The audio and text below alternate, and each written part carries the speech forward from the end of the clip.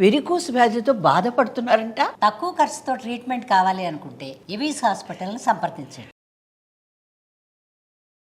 వాగర్థ సంపృక్తౌ వాగర్థ ప్రతిపత్తయే జగతః పితరౌ వందే పార్వతీ పరమేశ్వరౌ ఆదిత్యాయ చ సోమాయ మంగళాయ బుధాయ చ గురు శుక్ర శనిభ్యశ్చ రాహవే కేతవే నమః. శృంగేరి జగద్గురు పీఠాధిపతులకి, కంచి పీఠాధిపతులకి నమస్కారములు తెలియజేసుకుంటూ కార్యక్రమాన్ని ప్రారంభిద్దాం. ద్వాదశ రాశుల వారికి మే 1వ తారీఖు నుంచి 15వ తారీఖు వరకు ఎలా ఉండబోతుంది, ఏ రోజుల్లో ఎటువంటి ఇబ్బందులు ఉంటాయి, అలాగే ఏ రోజుల్లో ఖర్చులు ఎక్కువగా ఉంటాయి, ఆదాయం ఎక్కువగా ఉంటుంది, ఎటువంటి నియమాలు పాటించాలి అనేటువంటి విషయాల గురించి క్లుప్తంగా తెలియజేసుకునే ప్రయత్నం చేద్దాం. ఇక విషయంలోకి వెళ్ళినట్లయితే 1వ తారీఖు నుంచి 15వ తారీఖు వరకు మేషంలో రవి, 7వ తారీఖు నుంచి బుధుడు ప్రవేశిస్తాడు, వృషభంలో గురువు, ఇక కర్కాటకంలో కుజుడు, కన్యలో కేతువు, మరియు వ్యయంలో అనగా మీనరాశిలో శుక్రుడు, శని, రాహువు, బుధుడు 6వ తారీఖు వరకు ఉంటాడు. 7వ తారీఖు నుంచి మేషరాశిలోకి ప్రవేశించేస్తాడు. వెరసి చూసుకున్నట్లయితే ఈ 15వ తారీఖు వరకు ఒక డెడ్ లైన్గా చెప్పవచ్చు. ఎందుకంటే 14వ తారీఖు నుంచి గురువు వృషభం నుంచి మిథునంలోకి ప్రవేశం చేయడం, అలాగే 16వ తారీఖు కొన్ని పంచాంగాల్లో, 18వ తారీఖు కొన్ని పంచాంగాల్లో రాహువు కుంభరాశిలోకి, కేతువు సింహరాశిలోకి ప్రవేశం చేస్తున్నాడు. కాబట్టి భవిష్యత్తులో గుర్తుపెట్టుకోండి, 12 రాశుల్లో సంబంధించినటువంటి వాళ్ళు భవిష్యత్తులో జరగబోయేటువంటి మార్పులకి ఈ మే 1వ తారీఖు నుంచి శ్రీకారం చుట్టబోతున్నాయి గ్రహాలు స్థితిగతుల ప్రభావం వలన. కాబట్టి ఈ మే సంవత్సరం అనగా ఈ సంవత్సరం 2025 సంవత్సరం మే నుంచి చాలా మటుకు అందరి జీవితాల్లో మార్పులు చేర్పులు చోటు చేసుకుంటాయి. ద్వాదశ రాశులలో భాగంగా వృషభ రాశిలో జన్మించినటువంటి వారికి 1వ తారీఖు మే నుంచి 15వ తారీఖు మే వరకు ఏ విధంగా ఉండబోతుందో తెలుసుకుందాం. ముఖ్యంగా గ్రహ సంచారము చాలా మటుకు అనుకూలంగా ఉన్నది. ఈ కారణం చేత వృషభ రాశి వారికి అంది వచ్చినటువంటి అవకాశాలని సద్వినియోగపరచుకోగలుగుతారు. అయితే ప్రధానంగా గౌరవం దక్కట్లేదు, నాకు దక్కాల్సినటువంటి విలువ లేదు అనేటువంటి విషయాలతో మీరు కొంత మీ కుటుంబ సభ్యులతో కావచ్చు, చేస్తున్నటువంటి వృత్తి ఉద్యోగ వ్యాపారాల్లో కావచ్చు, కొన్ని ఆత్మన్యూనత సెల్ఫ్ రెస్పెక్ట్కే ఎక్కువగా సమస్యలు కొని తెచ్చుకునే అవకాశాలు ఈ యొక్క వృషభ రాశిలో జన్మించినటువంటి వారికి ఉండబోతుంది. అయితే ఉద్యోగం చేసేటటువంటి వ్యక్తులు జాగ్రత్తలు పాటించండి. 7వ తారీఖు తర్వాత మీ ఆలోచనలకి వ్యతిరేకంగా పరిస్థితులు ఉండడం, తద్వారా కొన్ని ఇబ్బందికర పరిస్థితులు అనేటువంటివి ఉంటాయి.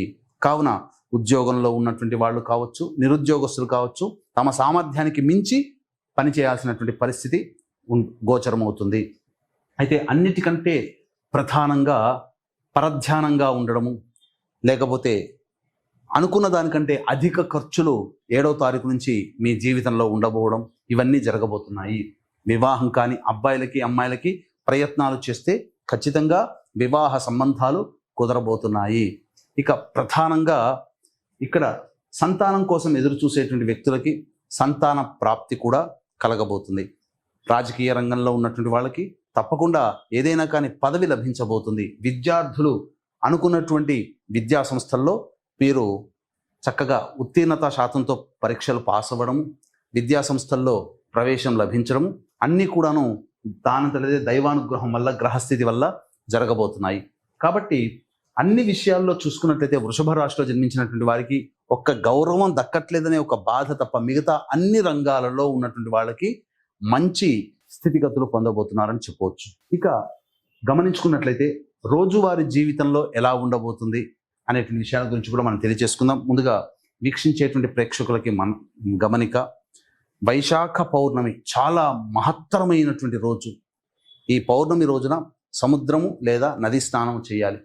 దీన్ని పురస్కరించుకొని జాతకరీత్యా కలుగు మీ జీవితంలో ఏ సమస్యలు ఉన్నప్పటికీ కూడా అవి ఒక పట్టాన తొలగిలేకపోవడము, ప్రతి పనులలో అపజయాలు పొందుతుండడము, జీవితంలో ఎన్ని ప్రయత్నాలు చేసినా ఆ ప్రయత్నంలో మీరు విజయాన్ని పొందలేకపోవడము, జీవితం ఇంతేనా, ఇంకా మన జీవితం ఇంకా ఏ రకంగా ముందుకు సాగట్లేదు ఎందుకు అనేటువంటి విషయాల్లో కనుక చూసుకున్నట్లయితే జాతకాన్ని పరిశీలిస్తే ఆ వ్యక్తి 5 రకాల శాప ప్రభావాలతో సతమతమవుతుంటాడు.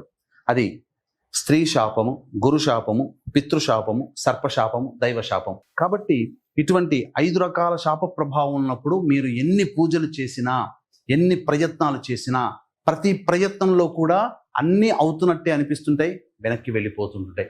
తండ్రి వైపు 6 తరాలు, తల్లి వైపు 3 తరాలలో ఏవైనా దుర్మరణాలున్నా ఈ యొక్క శాప ప్రభావాల వలన మనల్ని అపజయం పాలవుతుంటాం.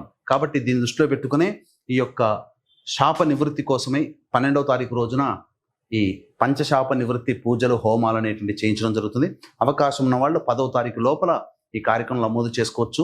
అయితే ప్రత్యేకంగా గమనించాల్సిన అంశం ఏంటంటే, నక్షత్ర జనన దోషానికి సంబంధించి మాత్రమే కొన్ని చెడు నక్షత్రాలు ఉన్నాయి. కానీ వ్యాపారాత్మక ధోరణి, నయవంచన చేసే విధానంతో ఉన్న 27 నక్షత్రాల్లో 19 నక్షత్రాల్లో పుడితేనే ఈ యొక్క శాపాలు అనేటువంటివి ఉంటున్నాయని చెప్పి ఒక అబద్ధపు ప్రచారము జరుగుతుంది ఇప్పుడు. అంతకు మించి నయవంచన ఎలా ఉంటుందంటే, ఈ పంచశాప నివృత్తికి జరగాల్సినటువంటి పూజా విధానం 3 గంటల నుంచి 4 గంటల వరకు ఉండాల్సింది ఇలా గుంపులుగా తీసుకొని వెళ్ళి కేవలం గంటంబావుల్లో తూతూ మంత్రముగా, అసలు శశాస్త్రీయముగా చేయించకుండా ధనార్జనే ధ్యేయంగా ఇవన్నీ చేయిస్తున్నారు. కాబట్టి అటువంటి వారి బారిన పోయి మోసపోకండి, నిలదీయండి. గంటలో ఎందుకు చేయించారు, 3 నుంచి 4 గంటలు జరగాల్సిన కార్యక్రమాన్ని ఎందుకు ఇట్లా చేయిస్తున్నారు అని చెప్పి నిలదీయండి. ఈ విధంగా మన పీఠంలో అయితే 2013 నుంచి ఇటువంటి పంచశాప నివృత్తికి నిజాయితీగా శాస్త్ర ప్రమాణాన్ని అనుసరించి కార్యక్రమాలు చేయిస్తున్నాం. అవకాశం ఉన్నవాళ్ళు 10వ తారీఖు లోపల నమోదు చేసుకోండి. కానీ మోసపోవడం మాత్రం జరగకూడదు. చేసుకోకపోయినా పర్వాలేదు, కానీ మోసపోయారు అని అంటే అది మీకు సంబంధించినటువంటి, మిమ్మల్ని మోసం చేయగలిగారు అని చెప్పవచ్చు. ఇక గమనించుకున్నట్లయితే ఈ రాశిలో, వృషభ రాశిలో జన్మించినటువంటి మహిళలకి అత్యద్భుతమైనటువంటి అవకాశాలు అనేటువంటి గోచరమవుతాయి. అయితే ఇంట్లో కంటే ఎక్కువగా బయట ఉండాల్సినటువంటి పరిస్థితి గోచరమవుతుంది. ఇంట్లో తక్కువ సమయం, బయట ఎక్కువ సమయం. ఇక ప్రధానంగా మీకు గౌరవ మర్యాదలకి ఎటువంటి లోటు లేదు. అలాగే ధనార్జన కూడా అన్ని రంగాలలో ఉన్నటువంటి మహిళలకి చాలా చక్కగా ఉండబోతుంది. అన్ని విధాలుగా సహాయ సహకారాలు పొందుతారు. సంతానం కోసం మీరు ఎదురు చూసేటువంటి వాళ్ళకి మంచి వార్త వింటారని చెప్పవచ్చు. వివాహం కాని అమ్మాయిలకి తప్పకుండా వివాహాలు జరిగి తీరుతాయి.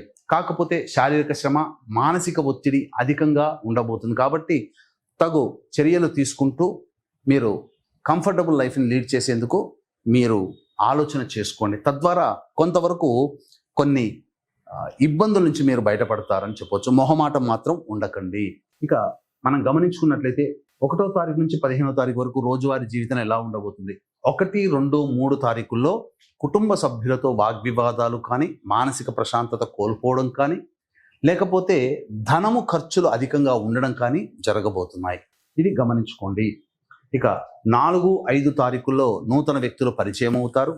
రావాల్సినటువంటి ఆదాయం చక్కగా, రాని బాకీలు వసూలవుతాయి. ధనాదాయం చక్కగా ఉంటుంది.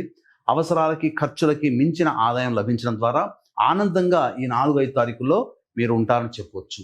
ఇక 6, 7, 8, 9, 10 తేదీల్లో కనుక చూసుకున్నట్లయితే ప్రధానంగా వాహనాన్ని నడిపేటప్పుడు జాగ్రత్తలు పాటించాలి. గృహోపకరణాలకి, అలాగే వాహన మరమ్మతులకి ఖర్చులు అధికంగా ఉంటాయి. మీ ఆరోగ్యం పట్ల కూడాను శ్రద్ధ వహించాలి. ముఖ్యంగా 8, 9, 10 తారీఖులో అయితే మానసిక ప్రశాంతత లోపిస్తుంది. ఇది గుర్తుపెట్టుకోండి. ఆరోగ్యం పట్ల కూడా శ్రద్ధ వహించాలి. ఇక 11, 12, 13, 14, 15 తేదీల్లో మీకు రాని బాకీలు వసూలు అవ్వడము, ఆదాయానికి మించినటువంటి ఖర్చులు ఉన్నప్పటికీ కూడా ఆ ఖర్చుల్ని అధిగమిస్తారు. ఆనందంగా జీవించగలుగుతారు. అలాగే ఇతరుల యొక్క సహాయ సహకారాలు మీకు సంపూర్ణంగా ఉంటాయి. జీవిత భాగస్వామి లేదా వ్యాపార భాగస్వాముల మధ్య ఉన్నటువంటి పొరపచ్చాలు తొలగిపోయి ఆనందకరమైనటువంటి జీవితాన్ని పొందుతారు అని చెప్పవచ్చు. ఇక అన్నిటికంటే ముఖ్యంగా గ్రహాల యొక్క అనుగ్రహం సంపూర్ణంగా ఉంది. అయితే ఉద్యోగస్తులు, ప్రధానంగా ఉద్యోగస్తులు మాత్రం 7వ తారీఖు నుంచి జాగ్రత్తలు పాటిస్తూ ఉద్యోగంలో మీరు నిర్వహించాల్సినటువంటి పరిస్థితి. నిరుద్యోగస్తులు బాగా కష్టపడితే తప్ప ఫలితము రానటువంటి పరిస్థితి అని గమనించుకోగలరు. ఏ తర్వాత చెప్పొచ్చేది ఏమిటంటే, ప్రధానంగా 1, 2, 3, 6, 7 తారీఖుల్లో ఖర్చులు అధికంగా ఉంటాయి. కాబట్టి జాగ్రత్తలు పాటించండి. ఇక 4-5 తారీఖులో మాత్రం ఆత్మవిశ్వాసంతో ముందడుగు వేయండి. మీరు ముందడుగు వేస్తారు. మీ యొక్క పనులలో మీరు విజయం సాధించడానికి అవకాశాలు వస్తాయి. కానీ ఆత్మవిశ్వాసమే సన్నగిల్లుతుంది. నా వల్ల కాదేమో, నేను చేయలేమో అనే భావన కలుగుతుంది. అటువంటి వాటన్నిటిని పక్కకు పెట్టి 4-5 తారీఖుల్లో వచ్చేటువంటి అవకాశాలని సద్వినియోగపరుచుకుంటే మీరు ఆనందకరంగా జీవిస్తారు. భవిష్యత్ అనేటువంటిది చాలా ఆనందదాయకంగా ఈ యొక్క వృషభ రాశిలో ఉన్నటువంటి వారికి ఉండబోతుంది. ఎందుకంటే గ్రహాలు అనేటువంటివి మారుతున్నాయి. ఇక ఈ యొక్క వృషభ రాశిలో జన్మించినటువంటి వారికి ప్రధానంగా సమస్యల నుంచి బయటపడడం కోసం సుబ్రహ్మణ్య భుజంగ స్తోత్రము, కాలభైరవ అష్టక పారాయణం ప్రతిరోజు గనక చేసుకుంటే చాలా మటుకు సమస్యల నుంచి బయటపడతారని చెప్పవచ్చు. సర్వం శ్రీ ఉమామహేశ్వర పరబ్రహ్మార్పణమస్తు.